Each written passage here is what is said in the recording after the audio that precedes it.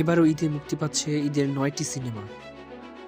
এর মধ্যে জংলি সিনেমা নিয়ে আসছেন অভিনেতা সিয়াম। ৯ জানুয়ারি সিনেমাটির মৌসুম পোস্টার প্রকাশ পায়। আর বরবাদ ছবি নিয়ে আসছেন শাকিব খান। সম্প্রতি সিনেমাটির প্রচারে ভিন্ন মাত্রা এনেছে টিজার। দর্শকদের মাঝে সাড়া ফেলে শাকিব খানের লুক, এক্সপ্রেশন।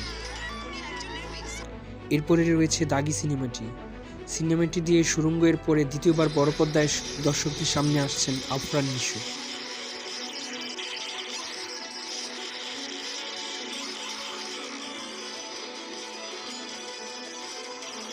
ঈদের সিনেমায় গত মাসে যোগ হয়েছে জিন 3 সিনেমার নাম। ভৌতিক ঘটনার সিনেমা হিসেবে এটি আলোচনায় এসেছে। আর অনুদানের সিনেমা হিসেবে মোশাররফ করিমের চক্কর ৩০২ সিনেমাটির শুটিং আগেই শেষ হয়েছে।